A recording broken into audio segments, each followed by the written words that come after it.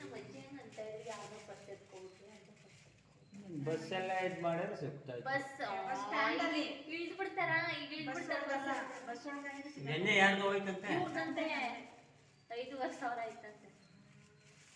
Bus ನಮ್ಮ ಎಂಟಣೆ ಇದೆ ನೋಡಿ, ಅದರಲ್ಲಿ ಕವರ್ ಎಲ್ಲ ಇದೆ, ಬಳೆಹಣ್ಣು ಕವರ್ ಎಲ್ಲ ಇದೆ, ಬಸ್ ಸ್ಟ್ಯಾಂಡ್ ಬಸ್ ಅದ್ರಲ್ಲೇ ಇದೆ. ಹಿಂದೆ ಇದ್ದೋರೆ ಒಂದಾ? ನಾಲ್ಕು ಇದೆ ನೋಡಿ. ನಮ್ಮ ಅಜ್ಜಿ ಬೇರೆ ತಿರ್ಸೈತಿ ಬರ್ತಿರಲ್ಲಂತೆ. ನಾನು ಯಾರು ಅಂತ ಅವ್ರಿಗೂ ಗೊತ್ತಾಗಲ್ಲ. ಇಟ್ಬಿಟ್ಟವ್ರೆ. ಅರ್ಧ ಜಿಪ್ ಓಪನ್ ಆಗಿತ್ತು, ವ್ಯಾನಿಟಿ ಬೇಕು. ನೀನು ನೋಡ್ಕೊಳ್ಳಿಲ್ಲ, ಹಾಕಿದ್ದಿಲ್ವಾ? ಜಿಪ್ ಹಾಕಿದ್ದೆ, ಅರ್ಧ ಇತ್ತು, ಅರ್ಧ ಓಪನ್ ಆಗಿತ್ತು. ಇದೆಲ್ಲ ಸಿಟಿಗೆ ಇದು CC ಕ್ಯಾಮ್ರಾ ಇಡಬೇಕು. ಇಲ್ವಂತೆ ಸ್ವಾಮಿಯಲ್ಲಿ ಹ್ಮ್. ಎಲ್ಲ ಅಲ್ಲಿ ಪೊಲೀಸ್ನವ್ರನ್ನ ಬಸ್ ಸ್ಟ್ಯಾಂಡಲ್ಲಿ ಇಲ್ಲ. ಅದಿಲ್ಲ ಅಂತ ಅಂದ್ರು.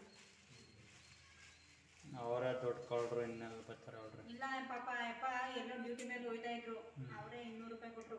ಬೇಡ ಕಂಡಕ್ಟರ್ನು ನಾನು ಕರ್ಕೊಂಡು ಹೋಯ್ತೀನಿ ಬನ್ನಿ ಅಂದ್ರು. ಅಯ್ಯಪ್ಪ 200 ರೂಪಾಯಿ ಬೇಡ ಅಂದ್ರು 200 ರೂಪಾಯಿ ಕೊಟ್ಬಿಟ್ರು. ಒಬ್ಬರು ಅವರೇ ಬಿಟ್ಟು ಮಾಡಿಸ್ತಾರೆ. ಒಬ್ಬರು ಹಂಗೇನೆ ಒಳ್ಳೆಯದು ಇರ್ತಾರೆ, ಕೆಟ್ಟದ್ದು ಇರ್ತಾರೆ. ಅಲ್ಲ ನಮ್ದೇನೋ ಸರಿ ಹೋಯ್ತು. ಇನ್ನ ಅದಾಗೆ ನಂಬ್ಕೊಂಡು ಏನೋ ದೊಡ್ಡ ಕೆಲಸ ಅಲ್ಲಮ್ಮ, ಹಿಂಗೇನು ಇಷ್ಟಾಡುತ್ತಾ 5,000? ಅದು ಎಂತ ಕಂಡು ನೋಡಿ ಅವ್ರ ದೇವ್ರು ಹೆಂಗೆ ಅವ್ರಿಗೆಲ್ಲ ಇರ್ತಾನೆ ಭೂಮಿ ಮೇಲೆ. ಏನು ಒಳ್ಳೇದು ಮಾಡ್ತೀಯ ಅಂತ ಕೇಳ್ಕೊಂಡೆ. ಅವ್ರ ಕತೆ ಮುಗೀತೆ ಬಿಡಮ್ಮ. ತಾಯಿನೇ ಅವ್ರಿಗೆ ಅದೇನು ಇಟ್ಕೊಂಡಿರೋ ದುಡ್ಡೇನು ಎಷ್ಟು ದಿನ ಇಟ್ಕೊಂಡು ಇದು ಮಾಡ್ತಾರೆ. ಒಬ್ಬ ಅಜ್ಜಿ ಚೈನ್ ತೆಗೆದ್ರು.